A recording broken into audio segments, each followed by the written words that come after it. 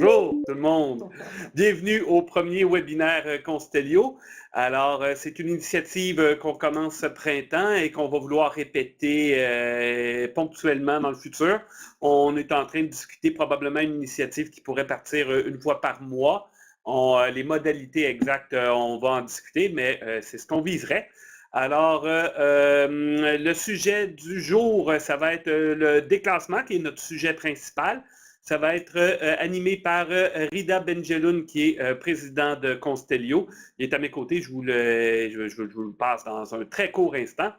Et puis voilà, on est très, très, très content de cette initiative-là. C'est quelque chose qu'on va vouloir, sur lequel on va vouloir miser pour partager de l'information et puis rendre plus fluide votre utilisation de Constellio. Écoutez, je n'ai pas beaucoup de valeur ajoutée dans ce discours-là. Je me tasse vers la droite à l'instant pour céder le micro à Rida Benjeloun qui va animer le webinaire de ce matin. Merci beaucoup. Ah, c'est vrai, on me chuchote à l'oreille. Oui, on m'annonce à l'instant. Oui, vous pouvez clavarder pendant tout le webinaire. Il y a quelqu'un qui est là, qui va regarder avec précision l'ensemble des échanges qui vont être proposés. Donc, n'hésitez pas, clavarder tant que vous voulez. Là, on vous suit à la lettre. Alors voilà, merci beaucoup. Et là. Je suis dans la caméra. Oui, c'est vrai. Voilà. Bonjour tout le monde. Également très content d'avoir autant de participation à ce webinaire. L'objectif à travers ça est vraiment de nous assurer que, d'une part, d'être proche de vous, de vous montrer le logiciel, qu'est-ce qui a été développé, parce que le module de déclassement actuel qu'on va montrer est un module qui est adapté à la Grix et non le module développé par Constellio. Donc, c'est un module qui a été réajusté en fonction de vos besoins, mais également de s'assurer d'avoir la même compréhension de l'outil et également recueillir des besoins. Donc, c'est un premier webinaire effectivement sur les workflows.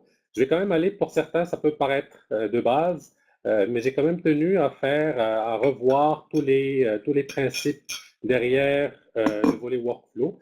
On va être très ouvert également à recueillir des commentaires sur l'outil, d'une part, mais également des commentaires sur, par exemple, comment a été le webinaire, est-ce qu'il y a des éléments qu'on devrait raffiner, est-ce qu'on devrait aller plus dans le détail, parce que des fois, on peut faire également des webinaires très spécialisés sur des points très pointus et avoir des discussions avec vous à ce sujet.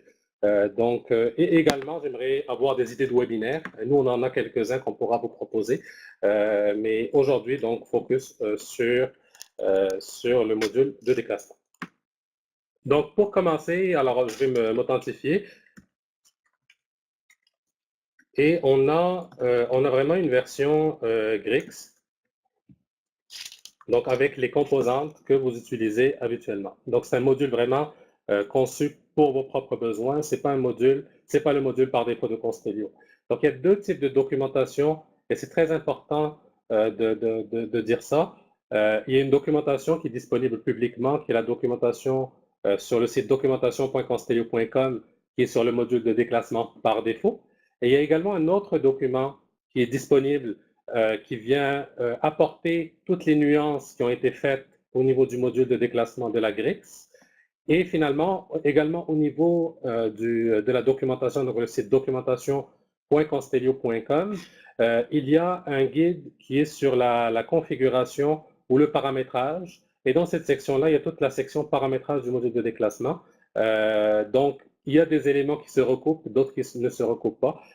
Donc, vous pouvez voir ces guides-là. Donc, aujourd'hui, je commence, comme mentionné, par les concepts de base. Et on va aller creuser et revoir les comportements, donc des comportements qui ont été discutés avec les membres de la communauté CS, donc des comportements qui ne sont pas par défaut dans Constellio, comme je disais, mais qu'on a dû réajuster pour répondre à vos besoins. Premier élément que je vais adresser, bien sûr, au niveau du module de déclassement, c'est le module de déclassement en soi, donc qui se trouve sur la gauche. Et ce module-là est disponible, bien sûr, aux personnes qui ont les privilèges, donc qui ont le rôle d'y avoir accès. Donc, il permet d'une part de générer les listes de déclassement, de créer des contenants. On a également un module qui permet la création de plusieurs contenants simultanément. Je sais que c'est un besoin que certaines CS vont manifester. Si c'est le cas, faire une demande pour qu'on active ce module-là. Donc, si vous avez un besoin de créer plusieurs contenants en même temps. Il y a un outil de rapport, puis il y a un volet archive SIP. Je me permets d'en parler juste rapidement parce que peut-être que du côté des CS, ce n'est pas très utilisé, mais c'est un module qui est conforme avec la norme OAIS. Donc, la norme OAIS est une norme de préservation et d'archivage long terme.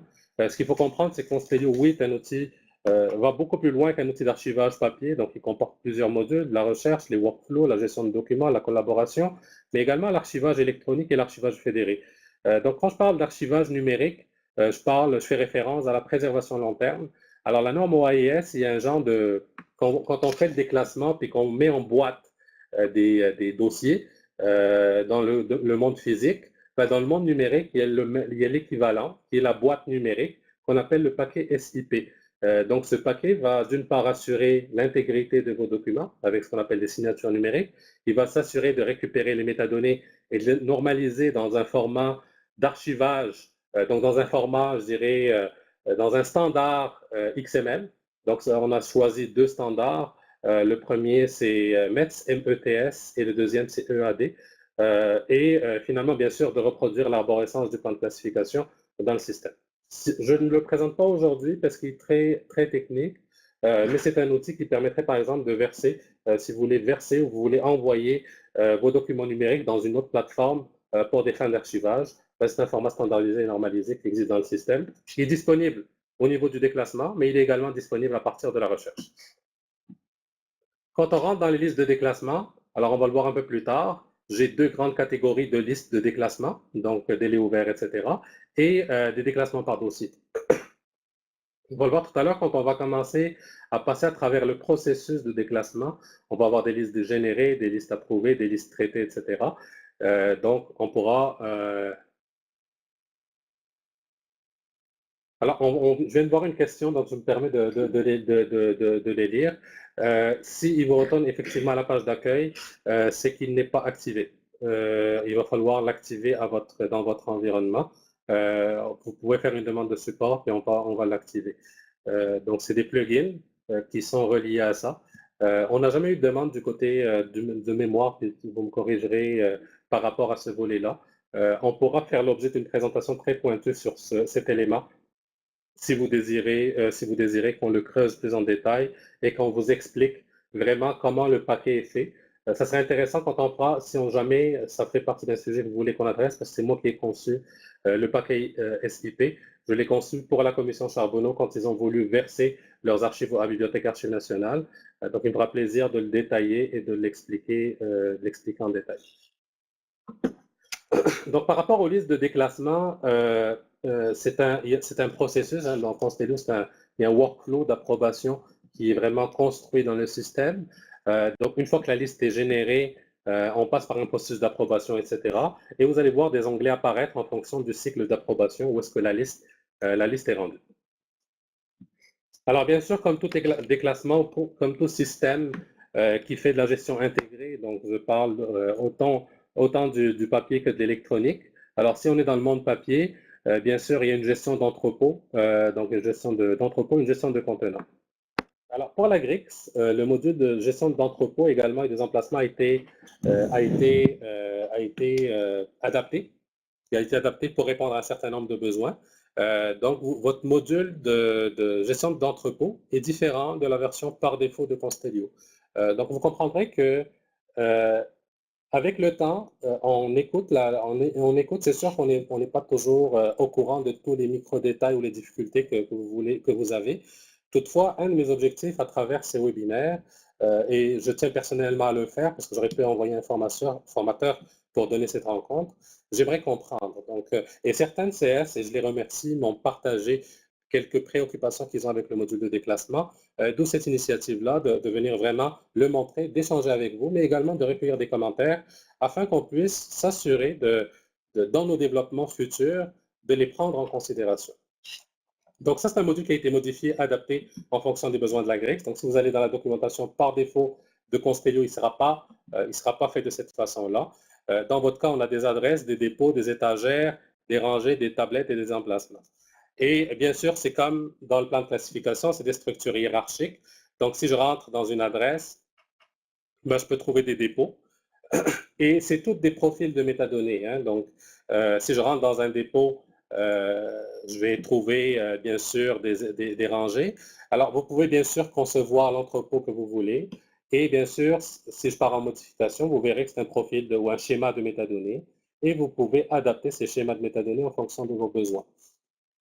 Ce qui est important à considérer dans le module d'entrepôt, on a bâti deux éléments, puis peut-être vous les connaissez, puis il se peut que je me répète pour certains et pour d'autres, il se peut que ce soit aussi des nouvelles choses. Mais comme c'est une première, donc je me permets d'être générique et de couvrir à peu près tous les concepts qui existent derrière le module.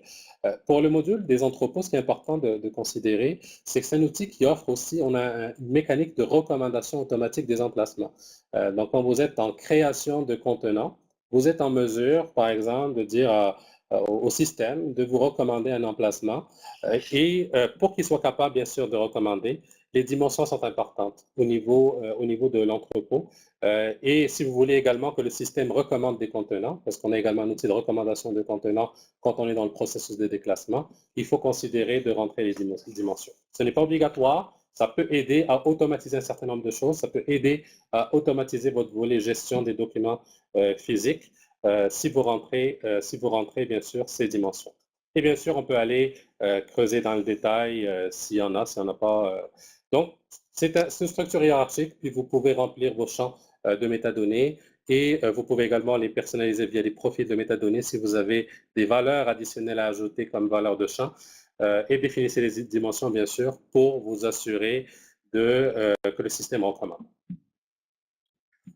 Alors, c'est le module des entrepôts. Deuxième élément que je veux regarder, bien sûr, c'est le module des contenants. Comme je disais tout à l'heure, il y a un module qu'on peut activer également pour les CS qui le désirent, qui permettent de créer plusieurs contenants en même temps. La seule contrainte, c'est que les numéros doivent être séquentiels au niveau de votre entrepôt. Donc, si vous acceptez cette contrainte-là, le module peut être activé. Pour le module des contenants, alors un contenant est également un profil de métadonnées. Donc, ce qui veut dire que vous pouvez avoir plusieurs types de profils de métadonnées. Exemple, si j'ai une boîte. Mais je voulais quand même prendre le temps de le faire comme il faut. Donc, si vous désirez, par exemple, créer des contenants particuliers, donc exemple, une boîte spéciale, un rouleau, etc., vous pouvez venir au niveau du pilotage, schéma de métadonnées, et là, vous avez contenants. Dans ma démo, il y a quelques contenants qui sont créés, mais un contenant est un nouveau schéma de métadonnées.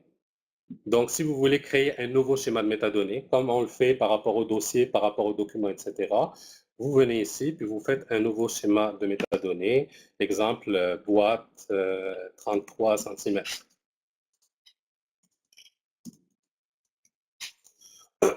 Quand je crée un nouveau profil de métadonnées, donc qui est ma boîte de 33 cm, j'ai ces métadonnées. Donc, je peux venir ajouter des métadonnées personnalisées pour ce contenant-là. Donc, si vous voulez ajouter une métadonnée, bien sûr, exemple, on va le faire. Ça serait par exemple boîte. Je donne un exemple n'importe lequel.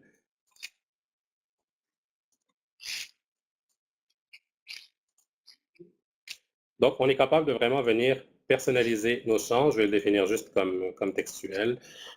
On va le mettre comme valeur de métadonnées. Donc, tous ces éléments-là, la formation sur le schéma de métadonnées, ou si jamais il y avait un besoin qu'on aille ou qu'on fasse un webinaire sur les schémas de métadonnées, il nous fera plaisir également de le considérer. Alors, de texte et je sauvegarde. Élément très important, quand on crée un nouveau schéma de métadonnées et qu'on veut l'utiliser, je tiens à rappeler également ce volet-là. Dans les domaines de valeur, il faut aller dans les types de contenants, ajouter un nouveau type de contenant qui est boîte 33 cm et sélectionner le schéma qu'on veut utiliser, qui est boîte 33 cm et enregistrer. À partir de ce moment-là, vous pouvez créer un nouveau type de contenant. Donc, vous pouvez utiliser un nouveau type de contenant lors de la création des contenants. Donc, si je vais au niveau du déclassement maintenant, contenant, vous allez voir que j'ai un nouveau type de boîte ou un nouveau type de contenant que j'ai créé en fonction d'un certain nombre de métadonnées personnalisées si le besoin le justifie. Donc, je crée une boîte, je donne un numéro de séquence, je dis qu'elle est destinée au semi-actif.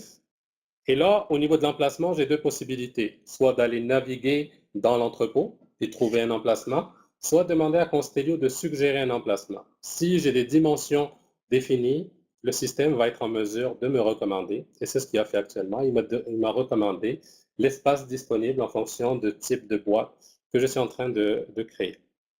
Puis là, je peux mettre une capacité, par exemple, de 10 cm, l'unité administrative propriétaire, c'est très important. Et je sauvegarde.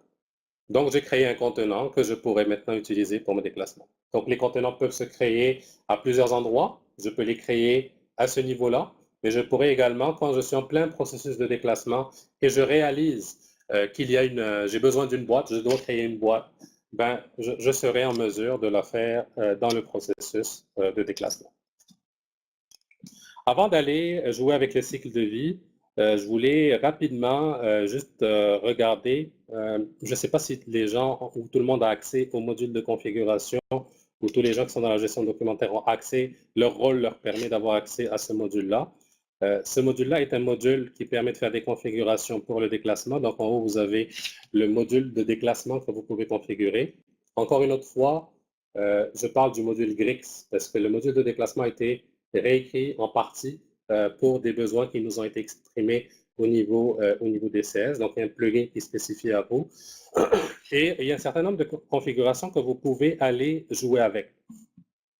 Si vous êtes dans le monde du numérique, par exemple, et que vous voulez faire en sorte que lors du passage au semi-actif, vos documents Word deviennent des PDF A, donc, on est conforme avec la norme PDF A1A, qui est la norme ISO. C'est une des normes PDF les plus complètes, à mon avis. Donc, le Constellio peut le faire automatiquement pour vous. Permettre la mise en contenant dans les dossiers actifs, c'est un paramètre également. Donc, certaines organisations veulent mettre des dossiers actifs en contenant. Donc, vous pouvez avoir ces éléments-là. Purger aussi la version la plus récente et non définitive. J'ai deux paramètres ici qui sont importants à considérer. C'est que lors du processus de déclassement, vous pouvez demander à Constellio de ne garder que les versions finales ou les versions majeures. Donc, vous avez un ici qui est purger les versions finales, mais également vous avez un autre ici qui, lui, va également purger la dernière version de travail. Donc, si vous désirez la supprimer, donc Constellio va par défaut la garder, mais vous pouvez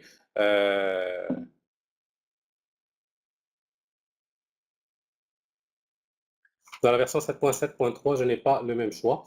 Je suis à la version 7.5. Donc, on a une discussion cet après-midi avec les gens de la GRIX sur la prochaine mise à jour. Vous êtes à la 7.7.3. Il se peut qu'il y ait un changement dans ce cas-ci dans la config de la 7.7.3. Je suis à une version 7.5. Je vais m'assurer Vous avez une version plus récente que la mienne. Donc, il se peut qu'il y ait des changements qui ont été faits. OK. Je vais quand même passer les paramètres, mais je vais m'assurer que s'il y a des paramètres que vous avez que je n'ai pas couverts dans ma liste, vous pouvez me les soulever et je vais les regarder.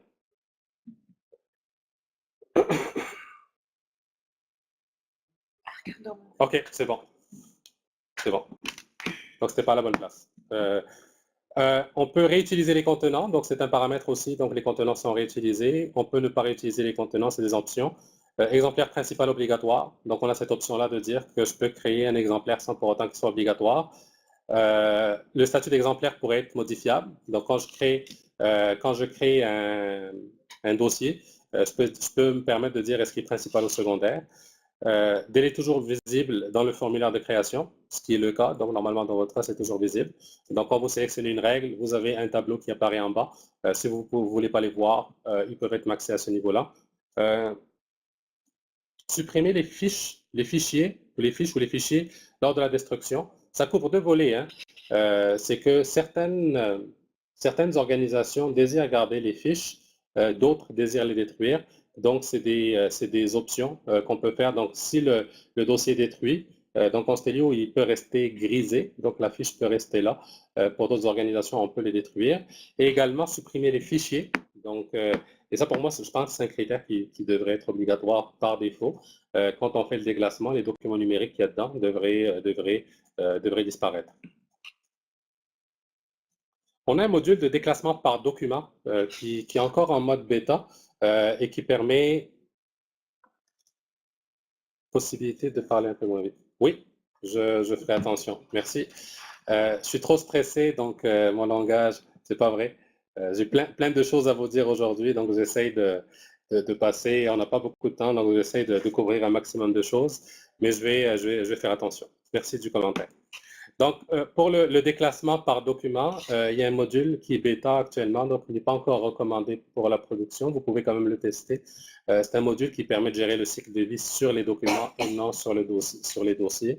C'est une pratique qui est très peu utilisée au Québec. On a très peu vu d'organisations l'utiliser au Québec, mais c'est une approche qui possiblement peut être utilisée.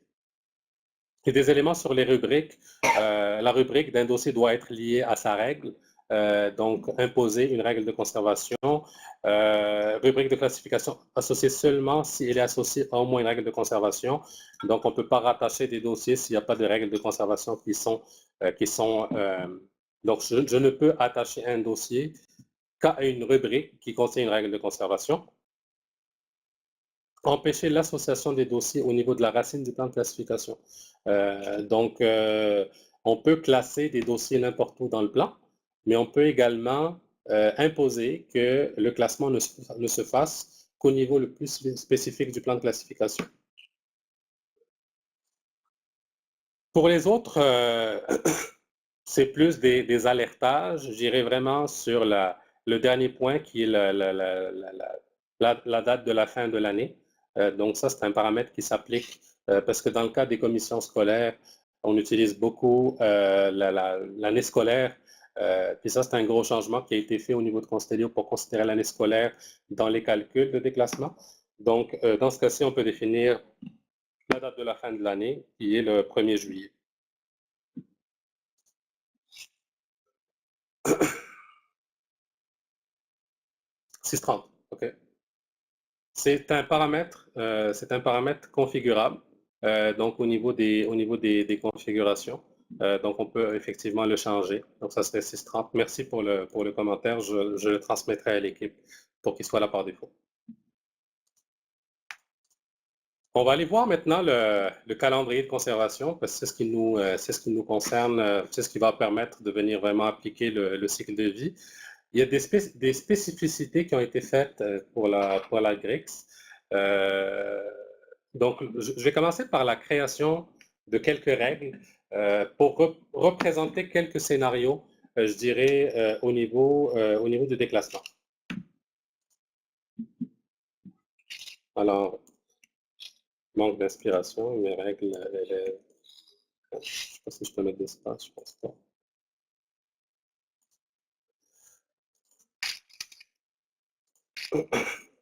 Je reprends des appellations. Donc, en fait, c'est une règle approuvée, date d'approbation, je vais mettre aujourd'hui pour qu'on soit capable de l'utiliser. Il y a un certain nombre de métadonnées que je ne juge pas, qui ne sont, en fait, ce formulaire-là, historiquement, provient du formulaire GALA des Archives nationales du Québec. Donc, il y a un certain nombre d'éléments qui demeurent ici. Des fois, vous pouvez l'utiliser. Ce n'est pas tous les éléments qui sont obligatoires. Je vais quand même sélectionner une unité administrative. Je vais le rattacher à une rubrique du plan de classification qui est, je vais choisir 6110 de mémoire. C'est 1060. Et après ça, on a vraiment le délai. Donc, je vais commencer par vraiment un concept de base qui est un délai ouvert. Donc, j'ai 3-4 scénarios que j'aimerais présenter aujourd'hui. Je vais commencer par faire un délai numéro 1. Le titre, je vais l'appeler D1, c'est important pour moi. Ici, vous avez un détail. C'est un élément qui a été conçu également pour la GRIX, pour être capable de venir choisir pour un délai, par défaut, quel serait le type de date qu'on utiliserait, année civile ou année financière, pour le calcul. Par défaut, c'est l'année financière, mais pour certains cas, ça peut être l'année civile. Donc, vous avez la possibilité de le faire. Ces dates-là sont configurables, sont paramétrables. Vous pouvez en ajouter d'autres. Et pour ce faire, ça se fait au niveau des domaines de valeur. Donc, vous avez la possibilité de créer des nouveaux types de dates sur lesquels vous désirez que Constellio commence à faire ces calculs-là. Dès que je recréerai la règle, on pourra revenir sur cet élément-là lors de la démo. Donc, vous pouvez décider sur quelle base on va calculer. Vous avez l'exemplaire ici, principal, secondaire. Et un élément important à considérer, puis je ne sais pas si vous l'utilisez ou pas, c'est les types de dossiers. Et ce concept-là, en fait, va permettre... Oui, on pourrait effectivement... Actuellement, en fait, c'est l'année scolaire qui est utilisée par défaut, d'après ce qu'on m'a dit hier dans le module de déclassement GRIX. Je pourrais revalider, mais la compréhension que j'ai eue hier, c'est que l'année scolaire est l'année par défaut pour les calculs. Au niveau de l'exemplaire, vous avez un principal, vous avez un secondaire, mais au niveau des exemplaires principaux, vous pouvez les typer. Donc, vous pouvez travailler avec des types de dossiers et qui ferait en sorte que quand vous sélectionnez un type de dossier, ben, le délai, et que vous avez sélectionné bien sûr la règle, le bon délai s'y applique automatiquement. Je vais en faire un exemple un peu plus tard. Je vais commencer vraiment par les concepts de base, mais il y a une possibilité d'association du bon délai de façon automatique si vos dossiers sont typés et que vous avez défini des délais typés. Donc, je vais y revenir. Je vais faire un exemple un peu plus tard avec ça. Support, donc on peut mettre magnétique, on peut également mettre papier.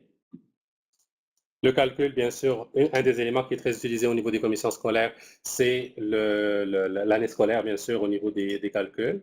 Je vais prendre un 888, donc je vais commencer avec un délai ouvert. Et le 888, dans la colonne en bas, je vais lui dire combien il va durer. Donc, je peux dire, par exemple, un 888 qui dure 2 ans. Après ça, il va sortir, bien sûr, dans mes listes de délais ouverts. C'est un processus de déclassement qui consiste à fermer le dossier pour qu'il réapparaisse comme liste de dossiers actifs à transférer au semi-actif. Au semi-actif, je prends également l'année scolaire. Je peux mettre un délai fixe 3 ans, par exemple, ou 2 ans, ou 3 ans. Et je vais mettre, par exemple, conservation. OK? Puis, je vais mettre un délai 2, D2. Idem, je peux les typer. Bande magnétique. Et là, en fait, tu peux le prendre fixe, 1 an, 1 an. C'est des exemples. Et généralement, l'exemplaire secondaire est détruit. Et je sauvegarde ma règle. Donc, ma règle est créée. Maintenant, je peux l'utiliser. Alors, normalement, oui. Il est possible d'ajouter également une année tampon dans le 999. Oui. Est-ce que vous avez un grand usage du 999? Je pose la question, ça va revenir dans le chat. Puis, on pourra en parler. OK. Normalement, oui. OK. Donc, effectivement, normalement, l'année tampon est permise également au niveau du 999. Je vais aller créer un dossier. Puis, je vais vous montrer le premier cas qui a été développé par la GRIX, pour les besoins de la GRIX, pardon. Démo 1. 1060, j'ai ma règle de conservation que je viens de créer et j'ai mon délai 888-3C. OK? Et là, on va faire quelque chose, et ça, c'est important pour moi qu'on ait là, parce que c'est un développement qui avait été fait en septembre pour les besoins des commissions scolaires. Comme moi, j'ai embarqué dans ce dossier-là, puis je l'ai testé. C'est un besoin, donc on le respecte, mais je voudrais juste repasser dessus pour qu'on ait la même compréhension. Je crée un dossier de 1990. L'année scolaire 1990, mettons en 1991. OK. C'est vraiment conservation. Parfait. Et je sauvegarde. Le dossier est créé automatiquement versé. OK. Donc, tout le cycle de vie est passé de façon complètement automatique sur ce dossier-là parce qu'il y a une demande d'automatisation qui a été faite au niveau des CS pour que si on crée un dossier et que ce dossier-là est créé dans le passé, son statut archivistique va changer et le cycle de vie va passer complètement. Le seul cas où il va arrêter, c'est quand la disposition est une destruction. Là, il va faire actif, semi-actif, puis il va arrêter parce qu'il ne détruira pas. Mais si le statut final est un versement, le système va le faire jusqu'au bout. Okay? Donc ça, c'est un premier point que je voulais m'assurer que c'est utilisé parce qu'on bypass complètement le module de déclassement et le statut du dossier à la création est créé inactif, donc il est créé versé. Un autre élément auquel je voudrais porter votre attention, qui est hyper majeur, et qui fait partie également, qui n'existe pas dans la version par défaut de Constellio, mon écran gèle, je m'excuse, qui est, qu'est-ce que je mets ici? C'est ça, celui-là, ce champ-là. Ce champ-là, en fait, est un champ qui a été demandé, qui consiste à forcer le statut archivistique. Donc, exemple, si je crée un dossier actif, mais lors de la création, je vous donne un exemple ici, si je crée un dossier actif et que lors de la création, je viens forcer,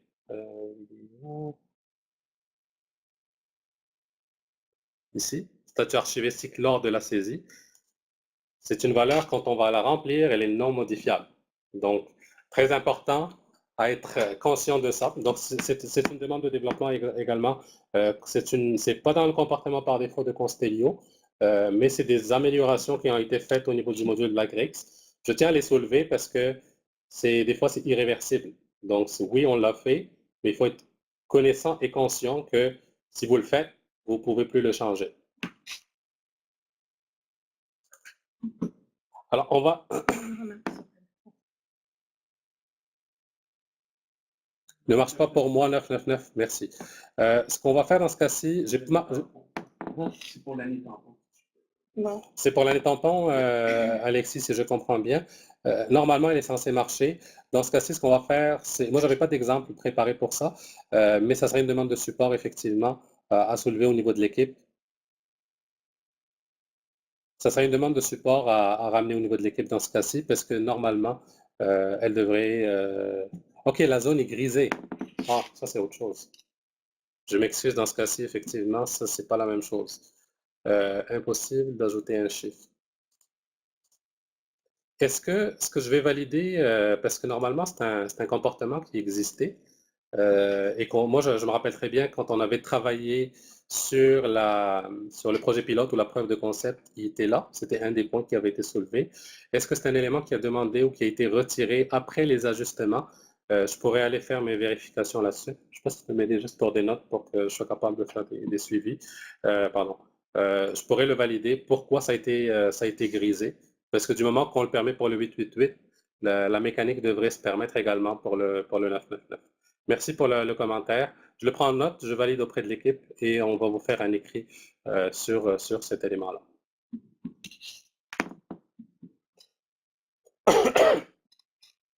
Je vais aller faire un autre type de règles de conservation. Et là, en fait, vous comprendrez que si vous créez des vieux dossiers, il va falloir tricher pour les faire passer par le module de déclassement. Si c'est un besoin commun à tout le monde, donc de dire, quand je crée un vieux dossier, le cycle de vie roule dessus, il n'y a pas de problème, je bypass le module, tant mieux. Mais si ce n'est pas le cas, il y a une porte de contournement que je vais vous montrer tout de suite. Donc, je vais quand même créer un dossier qui va passer par un cycle de vie assez long, qui va considérer plusieurs dates pour les calculs, par exemple la date de naissance et l'année scolaire, à l'année scolaire à l'ouverture, puis la date de naissance de la personne, par exemple, au semi-actif, puis après une destruction. Et je vais faire deux cas avec ce dossier-là pour vous montrer qu'est-ce qu'il va faire quand on va utiliser le calcul automatique, puis le déclassement automatique, et comment on peut bypasser ce volet-là pour faire en sorte que le module de déclassement embarque. Donc, je vais appeler ça date de naissance. Je m'excuse, je manque d'inspiration ce matin, mais l'objectif juste de faire des délais qui se tiennent. Donc, on refait une autre règle de conservation. Je la rattache à une unité administrative. Je vais également la rattacher à une rubrique du plan de classification pour qu'elle soit rattachée à cette rubrique. Et là, je vais faire D1. Normalement, il faut donner un titre quand même significatif. Je vais utiliser support magnétique et support papier. Je vais utiliser l'année scolaire, un délai fixe, mettons 2 ans, ou je peux faire également un délai ouvert, dépendamment de comment vous désirez fonctionner. C'est un exemple, hein, donc je ne suis pas en train de concevoir des règles professionnelles, je suis juste en train de faire des scénarios de règles de conservation, de délai de conservation. Je vais utiliser date de naissance comme date de calcul ici. Je vais dire que c'est 75 ans après la date de naissance. Je vais dire que c'est une destruction après 75 ans. Je vais faire un délai 2, D2, secondaire, magnétique, papier. Je vais dire que c'est un délai fixe, 1 an au semi-actif destruction. Est-ce qu'on peut avoir plus d'un exemplaire principal dans une règle? Oui. À plus d'un délai. Oui, absolument. Je vais le montrer, c'est un des exemples que je vais faire aujourd'hui. Donc, je peux avoir plusieurs exemplaires principaux effectivement dans la règle et on pourrait même les typer de façon à ce que le bon délai s'applique automatiquement. Sinon, vous aurez la possibilité de faire un choix. Absolument, oui. Donc, je sauvegarde ma règle de conservation et là, on va aller créer un dossier, ajouter un dossier. Puis là, on va faire un dossier d'élèves.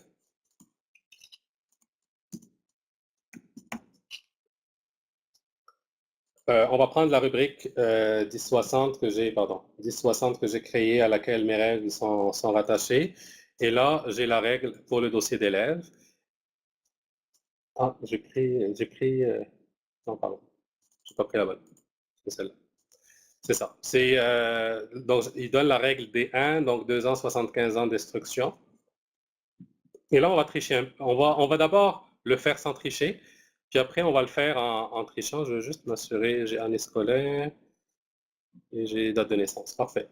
Donc, on va le faire d'abord comme si je créais un dossier de 1920, 1921. Et je vais aller faire une date de naissance comme quoi la personne est née en 1900. Donc, si je sauvegarde ce dossier-là se crée semi-actif et le système ne le détruit pas parce que la destruction requiert toujours une approbation d'un gestionnaire. Donc, je ne peux le détruire. Donc, au niveau du calcul, ça va être cette date-là. Maintenant, si je veux faire en sorte que ce dossier-là passe par le module de déclassement, parce que là, ça va être, si je veux revoir ce dossier-là, normalement, dans le module de déclassement, ça va être liste les dossiers semi-actifs à détruire. Et je devrais normalement le retrouver ici. Okay? Puis là, je démarre mon processus de déclassement. On va le faire dans quelques minutes. On va passer vraiment par le processus de déclassement. Si je désire créer un dossier dans le passé et que je veux qu'il soit créé actif, je peux le bypasser. C'est une contrainte du module qui a été développée. Je peux le bypasser de la façon suivante. Donc, je crée un dossier d'élève.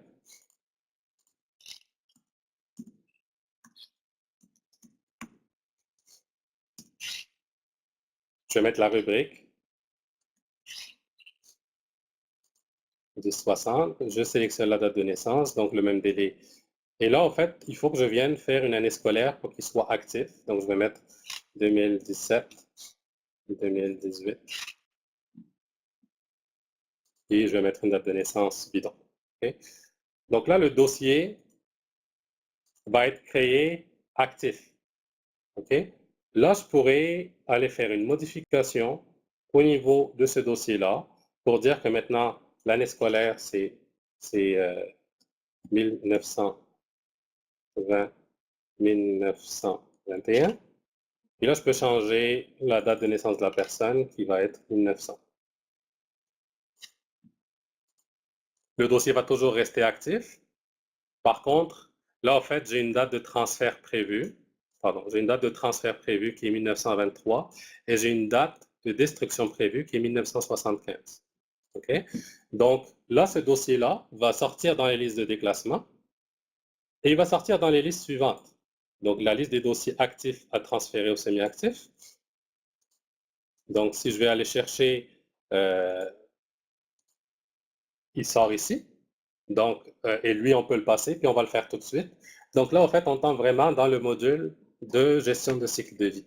Alors, on a eu des bons commentaires. Moi, j'ai rencontré quelques commissions scolaires par rapport à des comparatifs au niveau de clés de voûte. Actuellement, Constellio génère une liste de déclassement par unité.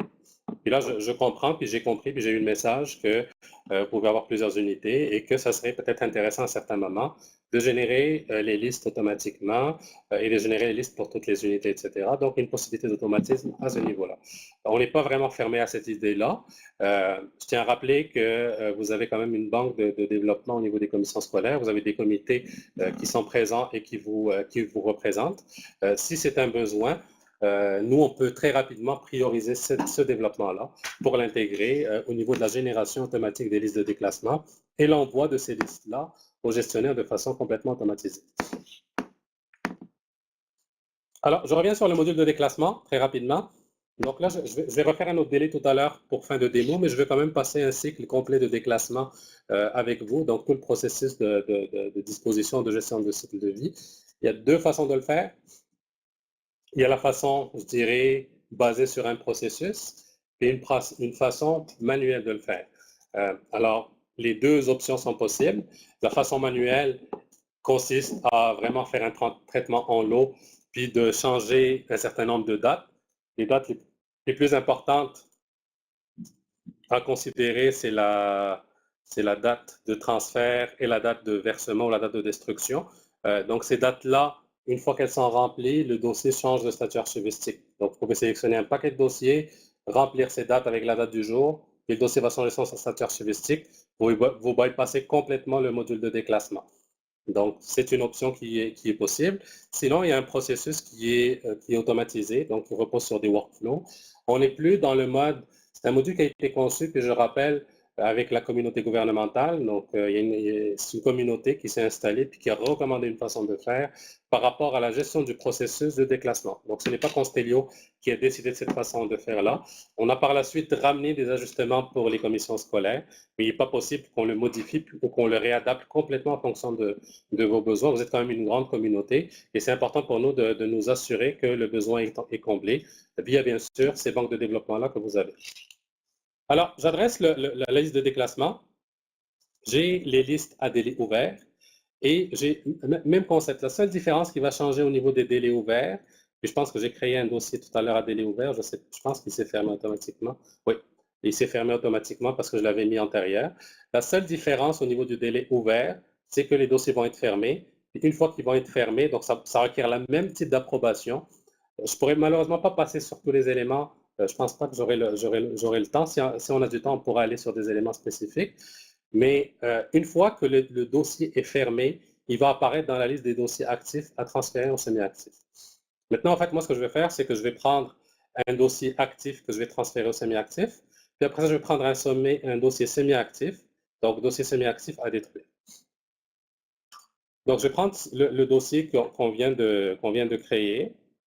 Je n'ai pas beaucoup d'exemples, mais là, la mécanique est la même. Donc, le dossier que j'ai créé est ressorti. Je vais le sélectionner et générer une liste de déclassement.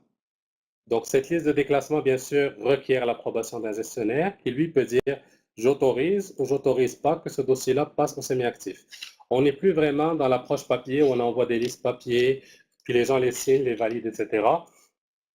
On vise beaucoup l'automatisation via le module des workflows. Alors, je tiens à préciser que Constellio a aujourd'hui un engin d'automatisation des processus qui est quand même assez développé. Je ne sais pas si Commission scolaire des affluents sont là, mais on est en train de faire une première implantation de ce module de processus qui vise à automatiser la circulation des dossiers numériques et même papier au sein de l'organisation avec un certain nombre de processus.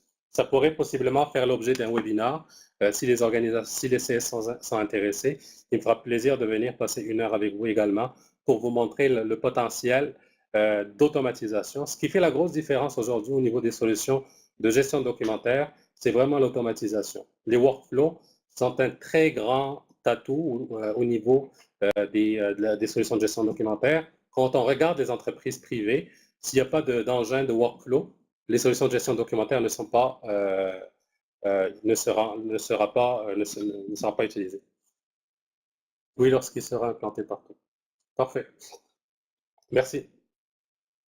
Donc, je vais créer un module, je vais créer une liste de déclassement. Ah, Vicky qui a du lag.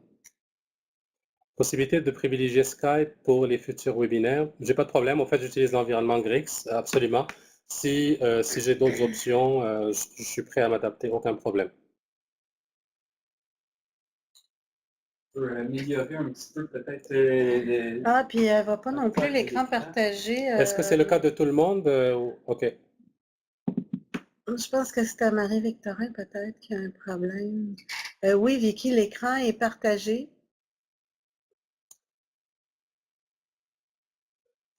OK. Peut-être débranche-toi, rebranche-toi, Vicky, ça pourrait être une solution. OK. Donc, il semble que ce soit un problème, isolé. Il semble que ce soit un problème isolé, mais je n'ai pas de problème effectivement à utiliser le Skype pour le prochain webinaire.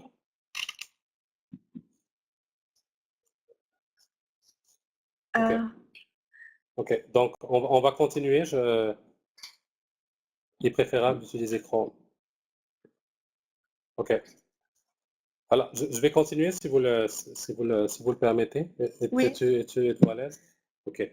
Comme c'est un problème isolé. Juste un petit point, Vicky, pardon.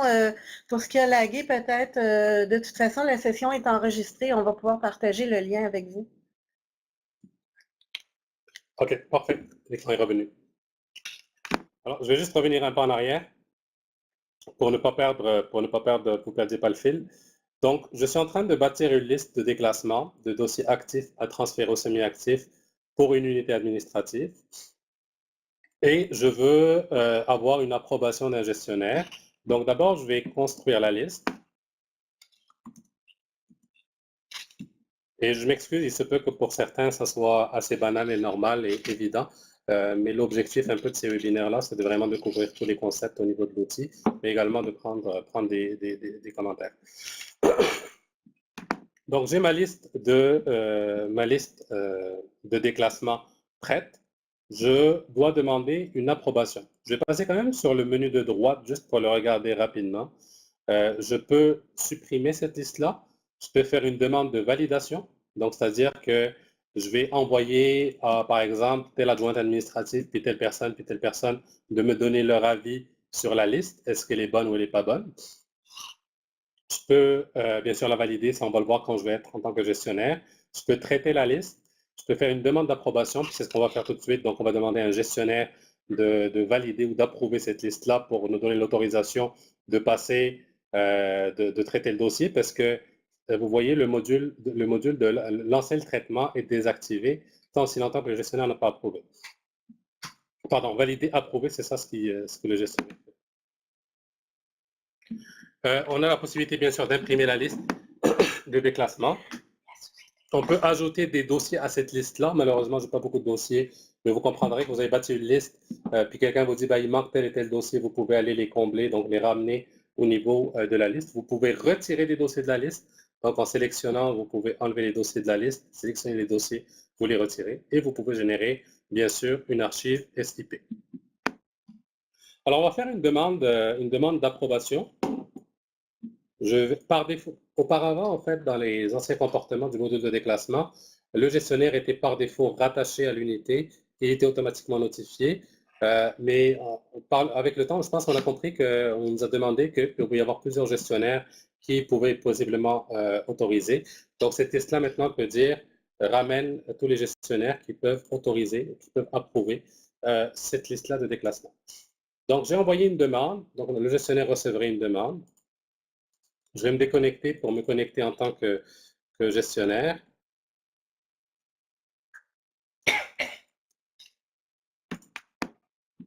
Et là, avant de faire ça, en fait, vous allez voir ici, liste en attente d'approbation, liste approuvée. Donc, vous voyez un peu le cheminement. Dès que des listes commencent à apparaître, on est capable de les voir en haut.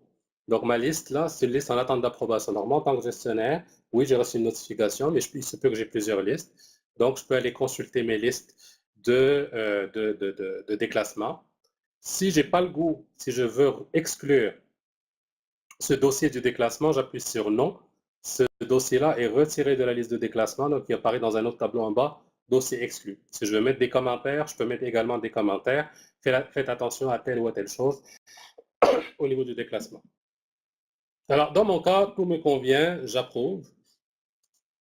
Une fois que c'est approuvé, la personne de la gestion documentaire reçoit une notification. Donc, c'est vraiment l'engin de workflow qui est en arrière qui fait ce travail-là. C'est malheureusement pas un workflow, je dirais, personnalisable, mais il n'est pas impossible que le workflow de déclassement ou le processus de déclassement soit paramétrable via l'engin de workflow, si jamais le besoin le justifie. Donc, je vais me déconnecter en tant que gestionnaire pour me reconnecter en tant que responsable de la gestion documentaire.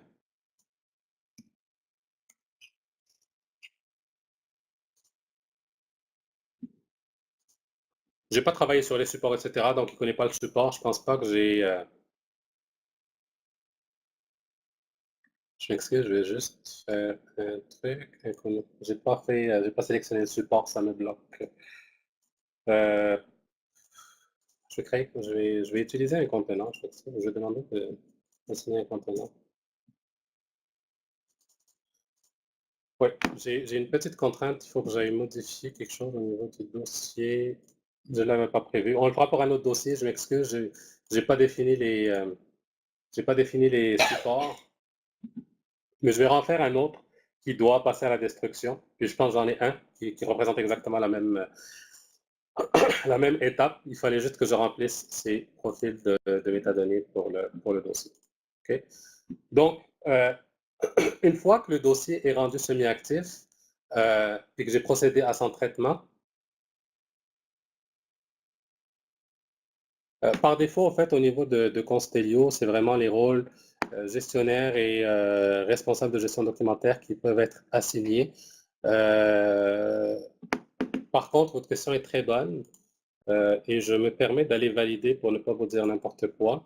Au niveau de la gestion des rôles, valider. Approbation.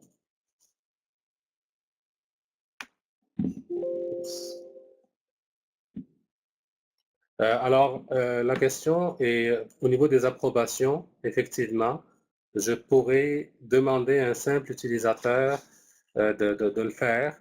On a un rôle qui le permet. Malheureusement, je ne connais pas tous les rôles par cœur. Je pense que le premier réflexe quand vous demandez est-ce qu'un utilisateur peut le faire ou pas, est de vraiment aller, et je le refais, au niveau du gérer les rôles, et au niveau de la... Madame Laurent, M. C'est pas, ce n'est pas M. Madame Laurenton, pouvez-vous juste préciser votre question? Je m'excuse, je la comprends pas.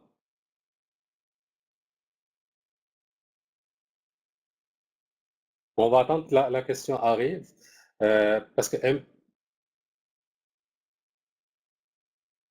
En fait, M dans vos rôles, en fait, il y a des M, oui. En fait, le M, en fait, on peut les appeler comme on veut, mais M, effectivement, c'est manager pour gestionnaire, donc on a donné des abréviations. Mais il est configurable, ce rôle-là. Donc, si on va dans approuver,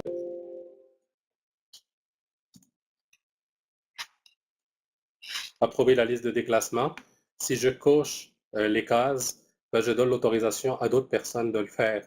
Donc, d'autres personnes dans l'organisation pourraient possiblement le faire. Si je décoche, je peux leur retirer cette autorisation-là. Donc, c'est un volet qui est paramétrable au niveau des listes de déclassement. Ce que je voulais ramener par rapport à ce point-là, c'est que si vous vous posez la question, est-ce qu'un utilisateur peut le faire ou pas le faire, ou est-ce qu'un gestionnaire peut le faire ou peut ne pas le faire, regardez les cases qui sont cochées, lisez les libellés. Si le libellé n'est pas clair, faites-nous une demande, on va répondre au libellé. Ou faites-nous même une recommandation de libellé. Des fois, je viens libellé, puis je dis c'est pas suffisamment clair, donc je vais le recommander à l'équipe. Mais ça vous dit qu'est-ce qu'une personne peut faire au niveau des fonctionnalités du système. La question a été précisée, pas pour l'approbation, mais seulement pour la validation par un usager. Ah, validation. Pour la validation, je vais vers, je m'excuse, on va regarder. Alors, je ne la vois pas ici pour la validation, ce qui effectivement pourrait être pertinent d'avoir ce genre de l'avoir effectivement.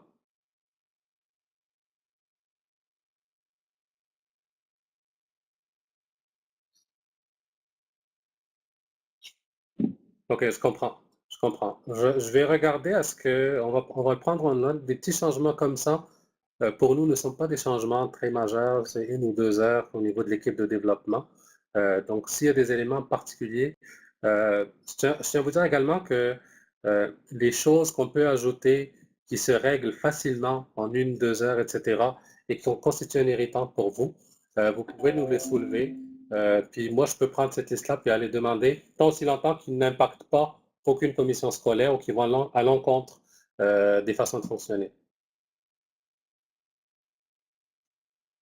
Donc, ils peuvent communiquer avec toi, Hélène, par rapport à ces points-là? Oui, envoyez vos demandes comme d'habitude, comme pour le soutien, puis on va les compiler, nous. Même chose, en fait, il ne faut pas que ce soit des demandes de support, parce que c'est des ajustements ou améliorations de produits que moi, je vais analyser. Puis quand je sortirai d'un webinaire, puis j'ai comme un certain nombre de points, si ça affecte personne, ça ne change pas le comportement de l'outil, ça fait juste bonifier ou vous donner plus de flexibilité, puis c'est facile à faire. Je pourrais les considérer, puis vous arrivez avec une date de réalisation par rapport à ces éléments-là. Donc, effectivement, je ne le vois pas. Donc, ça serait possiblement quelque chose à apporter comme amélioration. Alors, je reviens à ma liste de déclassement. Vous avez tout à l'heure, pour un dossier particulier, on l'a créé dans le passé. Il était devenu semi-actif.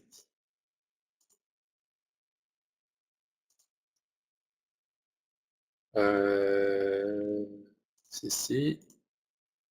Ce dossier-là, je ne sais pas si vous vous rappelez, quand on l'a créé, on va juste modifier la fiche du dossier.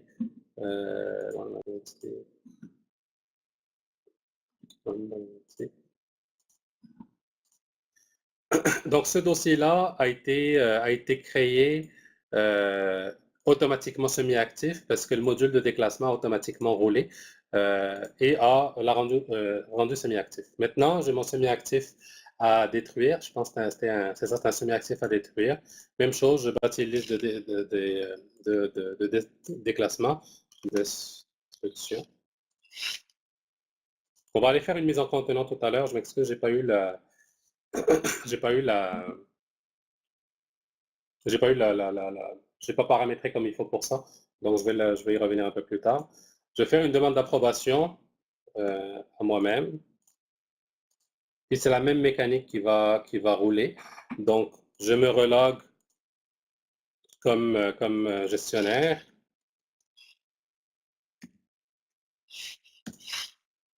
Ce que j'ai à faire, c'est de l'approuver. Donc, je vais l'approuver. Je me redéconnecte et je me reconnecte comme personne de la gestion documentaire.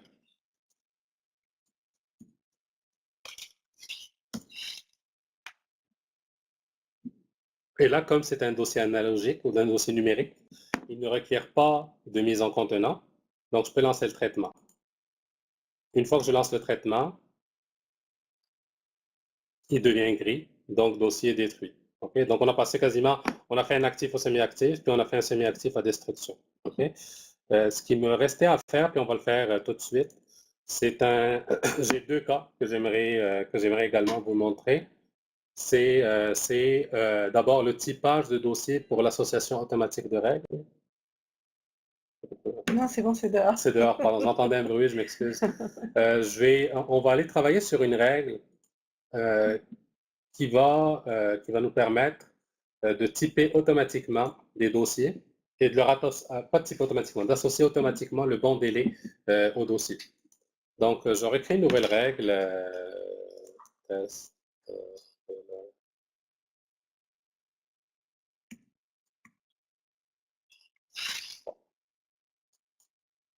je m'excuse pour les appellations, mais vous comprendrez que c'est des exemples. Donc, alors, une des questions que j'ai eues tout à l'heure, est-ce que c'est possible d'avoir plusieurs exemplaires principaux? Alors, ça va être un des cas qu'on va adresser.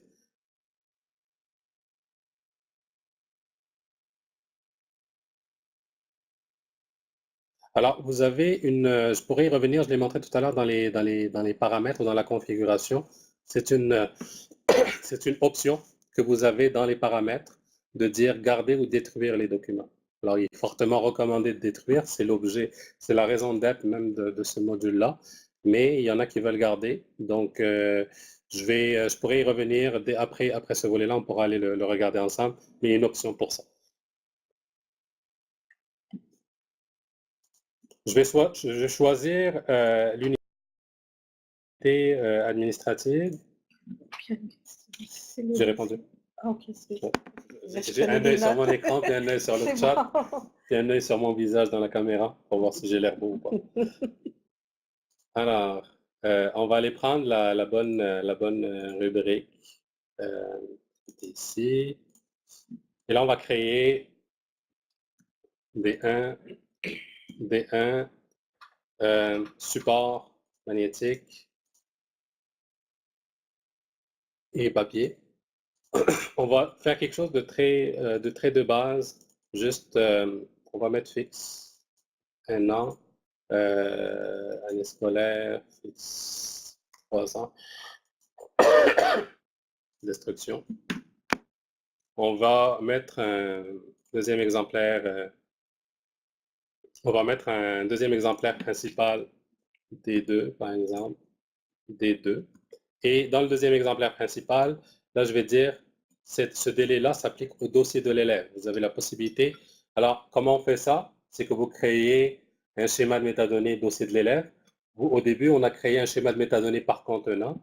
C'est exactement la même chose. Créer un schéma de métadonnées pour l'élève, le mettre dans le domaine des valeurs, qui va apparaître ici. Et ça vous permet, bien sûr, de venir appliquer le bon délai sur le schéma. Vous pouvez également le faire apparaître ici uniquement par domaine de valeur sans modifier sans avoir un schéma. C'est une option possible. Comme je vous dis, s'il y a un besoin au niveau des schémas de métadonnées puis qu'on les regarde très en profondeur, ça ferait l'objet facilement d'un webinaire d'1 heure, 1h30 par rapport à ça parce qu'il y a beaucoup de concepts à couvrir au niveau des schémas de métadonnées. Donc, j'ai choisi un délai pour un type de dossier. Bande magnétique, papier photographie, année scolaire, 1 an, année scolaire. En fait, juste pour voir la différence, on va mettre un 888. 1 an, 2 ans, puis conservation. Ça serait 888 2C. Puis on va mettre un D3 secondaire, bande magnétique, ajouter. Encore année scolaire. Par défaut, c'est l'année scolaire. Je le mets quand même par précaution, mais on m'a dit clairement que par défaut, c'est l'année scolaire qui est utilisée. Donc, même si je mets rien, c'est l'année scolaire. Si vous avez la moindre problématique par rapport à ça, nous le soulevez, mais normalement, c'est l'année scolaire.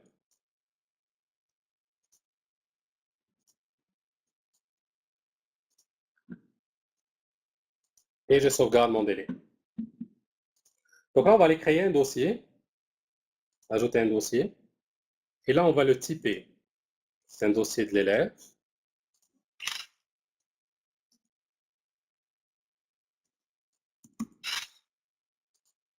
On va sélectionner la rubrique du plan.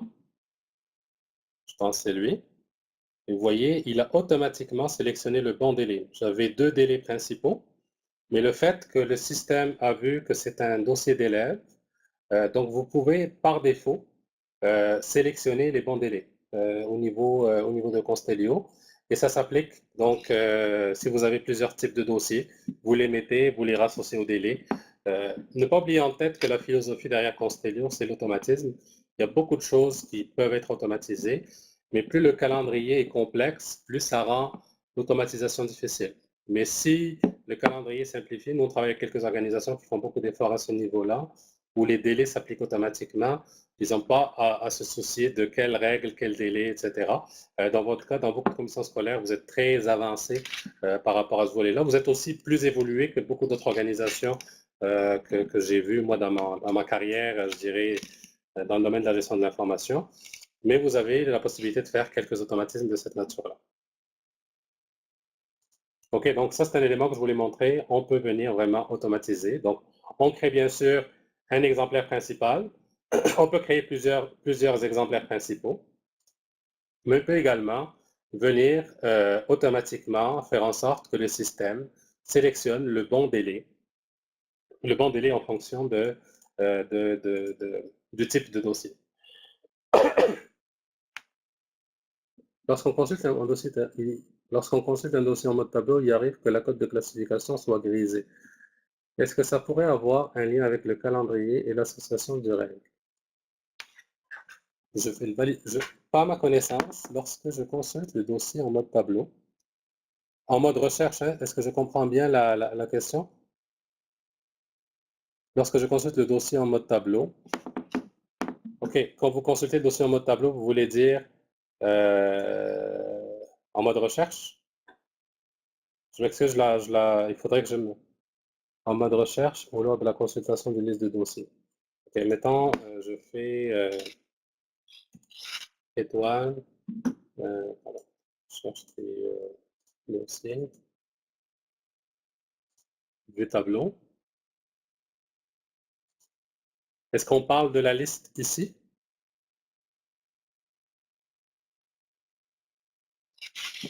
Ça ne se produit que pour certains codes. OK. Honnêtement, je ne suis pas au courant de ça. Pour être honnête avec vous, je n'ai pas connaissance de ce point-là. Je pense que le meilleur élément à faire pour ce cas-ci, c'est vraiment d'envoyer une demande de support pour qu'on soit capable de l'investiguer et de vous revenir avec une réponse plus précise. Mais je n'ai pas la... Parfait. Je m'excuse, je n'ai pas cette réponse-là au moment où on se parle. Je vais revenir à une question.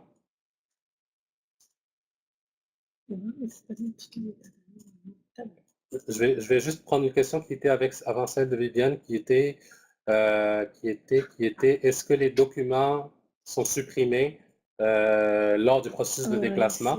Alors, pour répondre à cette question-là, on va aller sur le module de configuration, déclassement, puis j'ai supprimé les fiches, je l'ai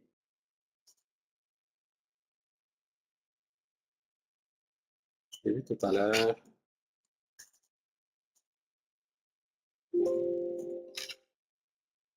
Il y a un paramètre par rapport à ça, supprimer les fiches de documents dans la description, c'est ça. En fait, quand on supprime les fiches de documents, on supprime le document par soi-même, donc ça supprime les documents.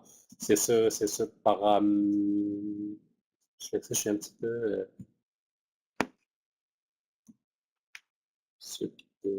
Voilà. Oui, c'est ce paramètre-là normalement qu'il faut activer. OK, donc si ce paramètre-là est activé, les documents sont détruits. On a une autre question de Mme Laporte. Oui. Si on crée une liste de déclassement, est-ce qu'on peut désautomatiser l'envoi du courriel? Juste pour la liste de déclassement ou pour toutes les notifications de Constellio? Si on parle de la notification d'envoi d'un courriel au gestionnaire, c'est qui a posé la question? Madame Laporte. Madame Laporte, par rapport à votre question d'envoi de courriel au gestionnaire, est-ce que c'est pour toutes les notifications envoyées par Constellio ou c'est juste par rapport au déclassement? Parce que si c'est juste si c'est toutes les notifications, oui, on peut retirer les notifications juste en désactivant le serveur de courriel. Par contre, pour ce volet-là, je ne pense pas qu'il y ait un paramètre qui permet de désactiver uniquement pour ça. En fait, si vous voulez arrêter toutes les notifications... OK, si c'est juste pour la liste de déclassement, oui, ce n'est pas possible pour le cas. Mais si vous voulez arrêter toutes les demandes de notification, désactivez le serveur de courriel qui est là, puis il n'y a plus aucun courriel qui va partir. Donc ici, vous avez courriel est là. Configurer le serveur de courriel. vous enlevez juste la configuration au niveau du serveur de courriel. Constellio n'envoie plus de courriel du tout, à personne. Donc, si vous avez des contraintes ou vous voulez pas que les gens reçoivent les notifications, mettez pas le paramétrage du serveur de courriel. Mais ça s'applique à tout et non juste au déclassement. Après ça, il y a la question de Viviane Laurando qui était, est-ce qu'on peut afficher, je l'ai vu tout à l'heure, toutes les métadonnées en mode tableau. OK, afficher toutes les métadonnées dans le mode tableau. Ouf, c'est faisable. C'est juste que ça peut avoir un gros impact sur la lisibilité du tableau. Si vous voulez faire ce genre de choses-là. Non, mais les sélections pourront en avoir plus que 2. Pas toutes les données, mais plus que 2. Ah, je comprends. Non, mais pas. En fait, les configurations des métadonnées, voilà. Les configurations des métadonnées se font au niveau des schémas de métadonnées, dossier par exemple. Et là, on a affichage et recherche. Si on veut le faire pour le dossier généré, on a affichage, liste, recherche.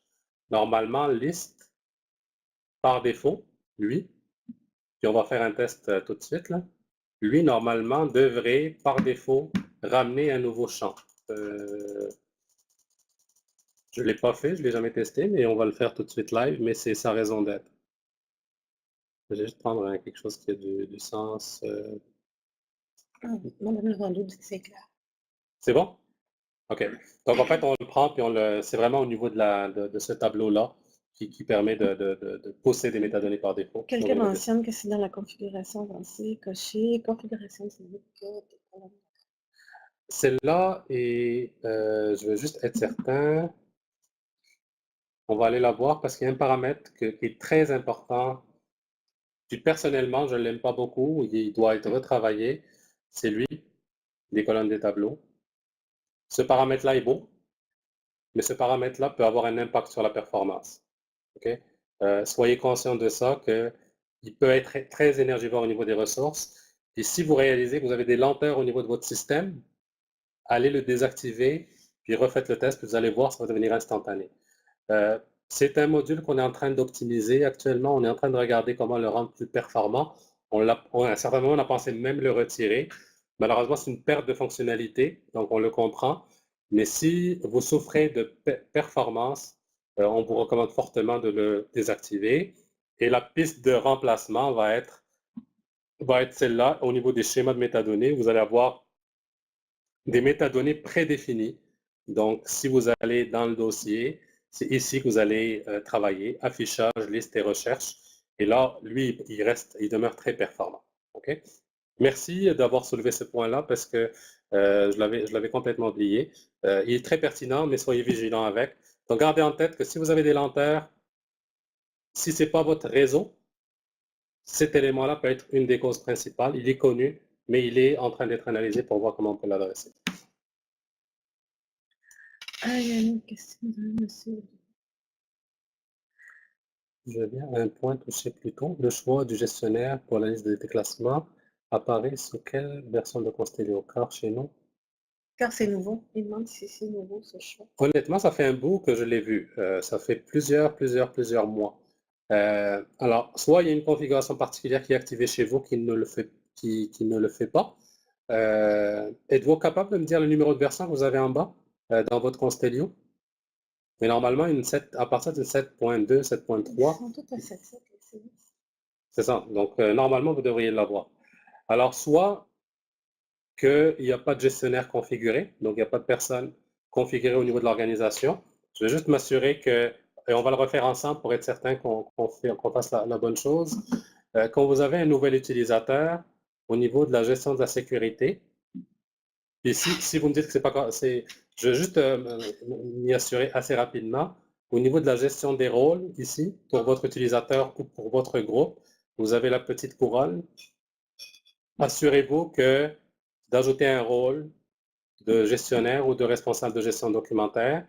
Mettez-le même global ou applicable à une unité administrative. Quand vous enregistrez, vous devriez avoir la personne apparaître dans la liste. Si vous n'avez pas ça, la personne n'apparaîtra pas. Donc, assurez-vous que la personne a le bon rôle pour faire ce comportement-là.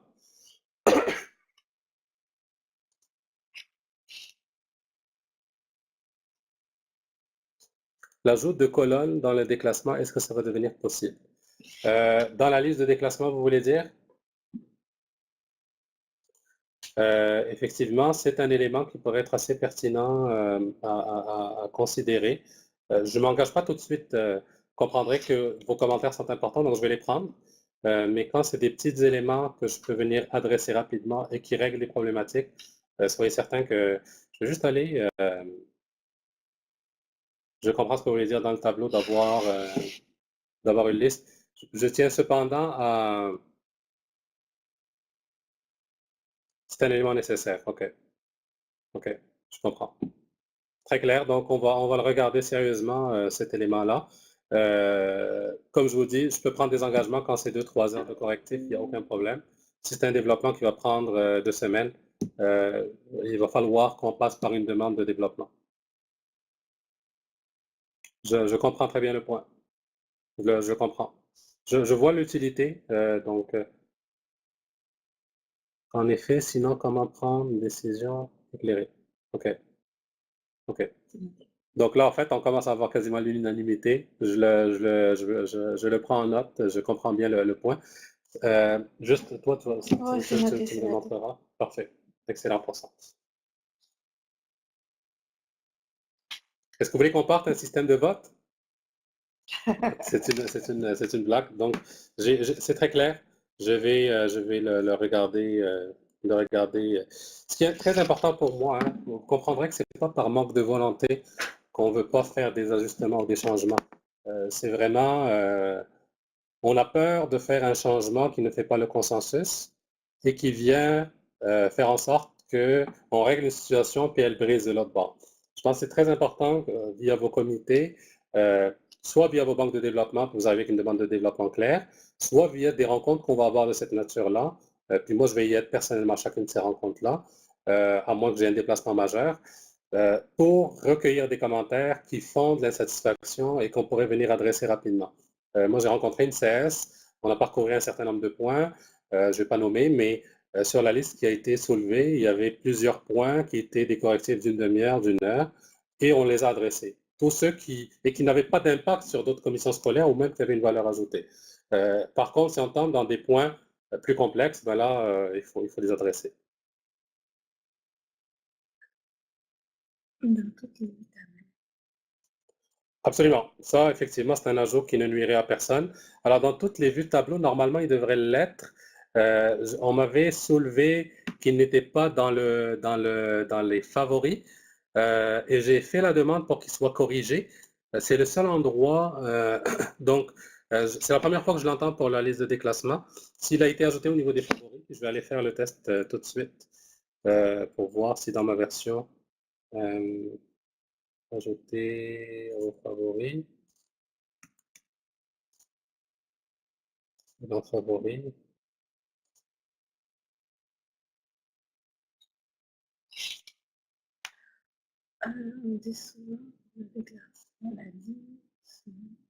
Alors, Madame Audet, je comprends votre point de vue. Moi, je ne suis pas nécessairement impliqué dans le volet support. Je comprends votre point de vue, puis soyez certaine que je vais le regarder. Maintenant, il y a des choses qui touchent l'amélioration du logiciel. Moi, je viens ici pour les écouter. Puis oui, si je suis capable de faire un changement via Constellio sans passer par les demandes de développement, si c'est des petites demandes, soyez certaine que je vais le faire. Si la demande que vous me faites consiste à une demande qui va nécessiter plusieurs jours de développement, dans ce cas-ci, il va falloir la ramener à votre comité qui vous représente. Mais toute demande qui touche une amélioration, moi, j'ai l'autorité, le pouvoir de le faire, de dire, OK, ça ne touche personne, puis je peux le changer. Mais il faut comprendre que les gens chez nous, au niveau de l'équipe, ont une consigne très claire que si une demande est une demande de changement, ils ne peuvent pas la faire sans avoir une approbation de la GRIX ou une approbation, une demande de développement de la part du comité. C'est le processus qui est défini à l'interne. Donc, ce n'est pas parce que les gens ne veulent pas, c'est qu'il y a un processus qui a été défini entre les CS, la GRIX et Constellio pour fonctionner. Maintenant, moi, j'ai comme une petite carte blanche que je peux utiliser de mon côté pour dire, ben, Il y a des irritants. C'est quelques jours que je vais mettre de mon côté, je vais le faire, puis ça va rendre tout le monde content. Je suis convaincu que la GRIX ne va pas s'objecter à ça.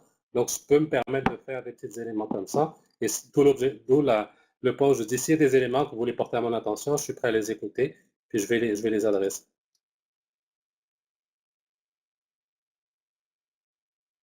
Parce qu'en fait, je ne suis pas impliqué côté opérationnel, c'est pas parce que je veux pas, c'est juste que je ne suis pas une personne au support au côté opérationnel.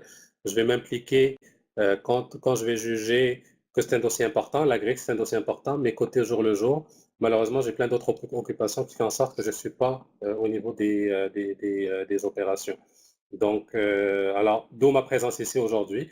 Quand je sens qu'il y a une insatisfaction par rapport à des éléments, je vais aller m'impliquer personnellement pour comprendre qu'est-ce qui se passe et qu'est-ce que je suis capable de faire par rapport à ce volet-là. Malheureusement, mes journées sont tellement occupées que si je pouvais tout prendre, je l'aurais pris, mais pas par manque de volonté, par manque de disponibilité. Donc, c'est pour ça que je le fais. Si tu permets, évident. Oui, Martin Dionne à nouveau.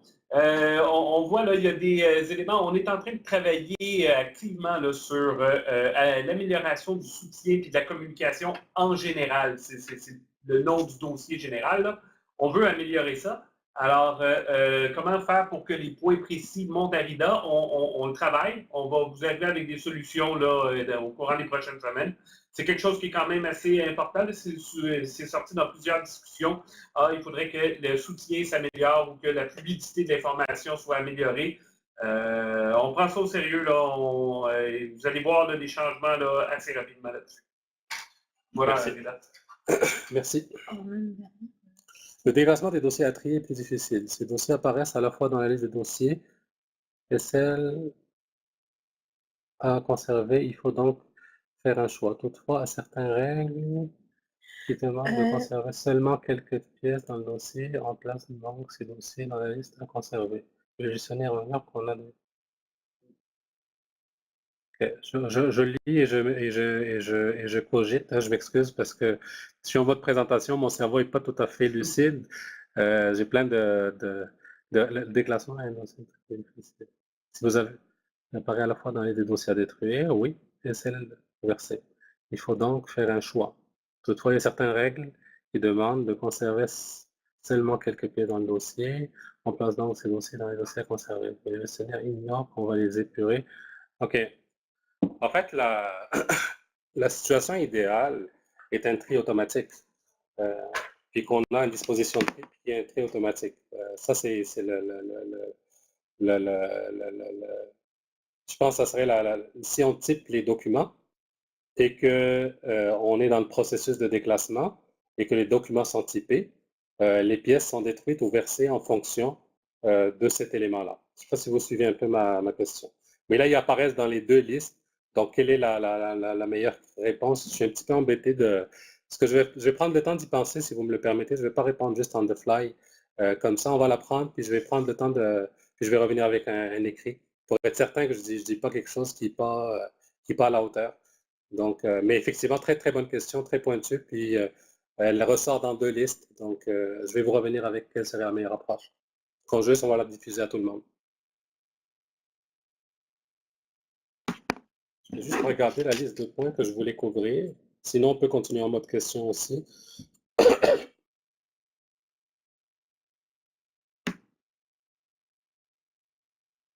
Je pense que de mon côté, j'ai couvert les éléments les plus importants. Est-ce qu'il y a moyen de prendre un dossier déjà dans une liste de déplacement et le sortir dans les autres? Ça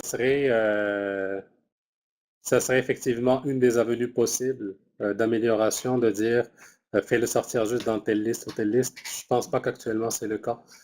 C'est vraiment, il va sortir juste, il va apparaître parce que la recherche. L'autre chose qu'on peut faire, c'est peut-être aller raffiner. Ça rejoint un petit peu la première question.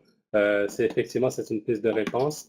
L'autre chose qu'on peut faire, c'est de venir raffiner la recherche avec, c'est quand on est dans la liste de déclassement, on a la possibilité de venir raffiner une recherche ici. Donc, de définir un critère qui va permettre de discriminer et de les ressortir juste ici pour cette liste-là. On les prend en note, puis je vais les regarder et je vais vous revenir avec une réponse. Quelle serait la meilleure approche pour ça?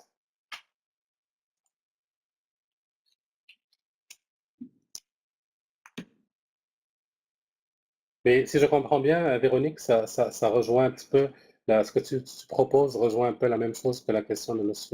Justin. Est-ce que j'ai un mal de gorge? Donc, OK. Alors, moi, de mon côté, ça...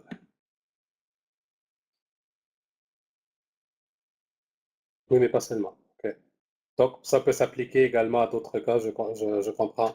Alors, on va les prendre comme deux questions distinctes, puis je vais voir quelles sont les options. Est-ce qu'il y a un paramètre qu'on peut ajouter qui permettrait d'adresser ce genre de besoin-là? L'idéal, Madame Audet, si vous avez des exemples, même dans les questions que vous avez des petits exemples à nous donner qu'on puisse tester.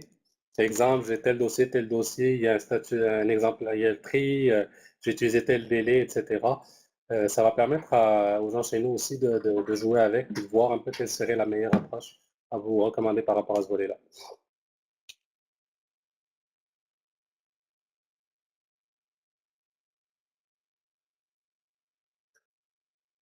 Alors, c'est Hélène, normalement, Hélène, tu as mis le courriel, hein? Oui, c'est c'est ça. constellio@grix.ca Ouais. qui est quand même Pour les deux le questions, point de chute. plus de détails avec Véronique et Justin. Ouais. Puis, en fait, on va prendre les questions, on va les compiler, puis nous, on préparera des réponses par rapport à ça, puis on les acheminerait dans les 2 semaines qui suivraient. Ça a tout du Oui. sens? Martin, est-ce qu'on peut copier tout ça dans le presse-papier? Je pense pas que ce soit disponible. Hein? Je suis pas C'est sûr. Marco qui demande ça. Je ne penserais pas qu'on puisse la discussion complète. Là, on va voir ce qu'on peut faire pour conserver l'ensemble de la discussion. Bon, ben voilà, Marco. Ah, ben merci Marco. On l'a archivé. Ben oui, complètement en haut à droite de la tête de chat, visible par tous les participants, juste à droite dans cette espèce de ligne grise-là, copier la discussion dans le presse-papier. Aussi, pour les commentaires qui pourraient suivre le webinaire, juste pour être plus clairement dans les envois qu'on reçoit de la part de la clientèle, là, tout ce qui on vous a dit que l'adresse c'était constellio@grix.ca. Si dans l'objet, vous pouviez indiquer webinaire des classements, puis après ça, quel que soit le sujet que vous vouliez discuter, peut-être l'indiquer, le webinaire des classements, on va pouvoir les trier facilement à ce moment-là. J'aurais également une petite proposition, les attentes par rapport au webinaire. Donc, je vous avouerai que moi, je suis parti un petit peu de façon assez générale, puis je me suis lancé, puis je me suis dit qu'est-ce qui serait intéressant pour les CS, la façon dont on s'y prend, les outils, etc. Mais également, quels sont les sujets que vous désirez aborder. Martin, tout à l'heure, me parlait de la recherche, qui serait possiblement un sujet. Les workflows seraient un sujet. Les métadonnées seraient possiblement un sujet. L'objectif de tout ça, c'est qu'on aille chercher vraiment un volet transfert de connaissances en continu, mais également une communication continue avec vous pour recueillir des commentaires sur qu'est-ce qui ne va pas, les difficultés, pour qu'on soit capable de se réajuster quand même assez rapidement par rapport à ce qu'on soulève. Importation des dossiers. Je pense que si vous envoyez un courriel, on va tout compiler ces éléments-là. Effectivement, il y a plein de sujets qu'on peut aborder. Ce qui est important pour nous, c'est ceux qui vont ressortir le plus, qu'on va adresser en premier. Donc, on ira où est-ce que vous allez y aller. Je serai aux rencontres, mais je ne serai pas nécessairement tout le temps le présentateur. Pour certains sujets, je ramènerai quelqu'un possiblement pour les adresser, qui serait peut-être plus qualifié que moi. Bon, ça va dépendre de la mesure des sujets qu'on a adressés. À l'agent aussi. L'agent, oui. Effectivement, il y a beaucoup de choses qui ont été faites au niveau de l'agent qui seraient intéressantes à regarder. Donc, je vous propose d'envoyer un courriel avec les sujets qui vous intéresseraient, puis on va les compiler, puis on va les adresser par priorité. Puis on va se donner, avec Martin une discipline et Hélène une discipline, de faire ça sur une base mensuelle. L'été arrive. On pourrait possiblement en faire 2 d'ici l'été, ou un, on verra en fonction, possiblement 1 ou 2. Puis au retour en septembre ou en août, fin août, on enclencherait sur un système plus continu par rapport à ça. Est-ce que je m'engage trop en disant ça? C'est parfait, parfait, parfait. On va discuter de la formule, mais vraiment, là, on le voit là, ce matin, il y a beaucoup de valeur à tenir cet événement-là. Là. En fait, ce qu'on pourrait faire, puis j'aime bien la suggestion de Viviane, c'est que à chacun des webinaires, c'est une version qui est sortie. On ferait peut-être les webinaires de 2 heures ou 2 heures et demie. Puis on prendrait un 30-35 minutes sur les nouveautés de la version que vous allez avoir, avant même que vous l'ayez.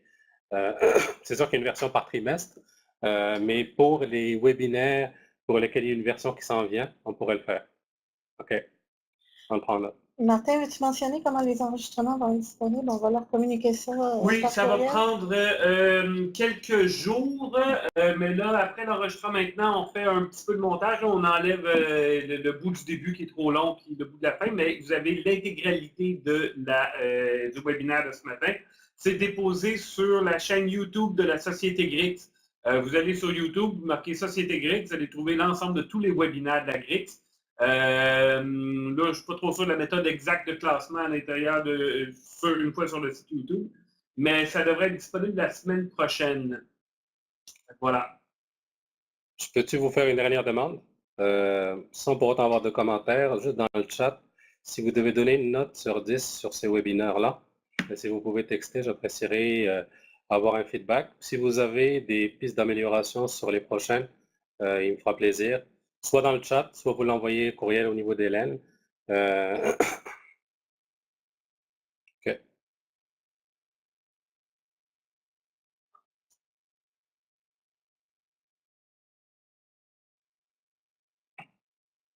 Alors, je suis un bon élève, finalement, j'ai des bonnes notes. Soyez très à l'aise, s'il vous plaît, vous comprenez l'initiative, puis si ça a de la valeur pour vous, on va le faire. Si ça ne ramène pas de valeur, ben, on fera une autre formule. Puis si vous avez des pistes d'amélioration, soyez certains qu'on va les prendre en considération pour la suite des choses. On apprécie également que vous soyez là, hein, qu'on ait 29 personnes à la rencontre. Ça montre l'intérêt pour le produit, puis soyez certains qu'on va le faire.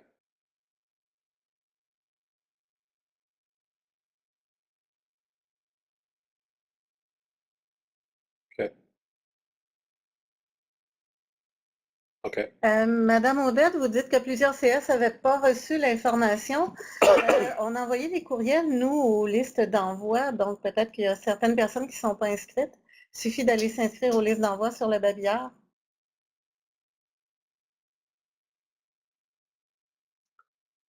Alors, moi, de mon côté, ça clôt la présentation. On va attendre votre feedback. Madame Odette, juste pour préciser, quand vous vous inscrivez, vous choisissez les produits. Allez vérifier si vous êtes inscrite à Constalio.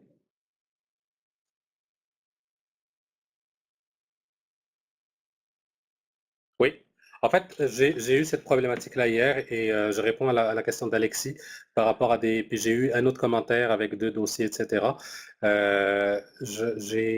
a eu cette problématique-là hier et les données qu'on avait étaient des données GRIX. Vous avez votre environnement de GRIX. Puis quand j'ai demandé à Sébastien est-ce qu'on peut utiliser l'environnement de GRIX, on a réalisé qu'il y avait des données qu'on ne pouvait pas utiliser. Donc je me suis adapté ce matin. Pour les prochaines, effectivement, on s'assierait avec la GRIX qui a des données plus complètes. On pourrait extraire ces données-là pour avoir plusieurs milliers de dossiers. J'en conviens que c'était mon objectif au départ au niveau de la démo. Mais malheureusement, on a eu une contrainte hier en fin de journée. Donc, je me suis adapté avec ce que j'ai, mais j'en prends connaissance et je m'adapterai. On vous remercie infiniment.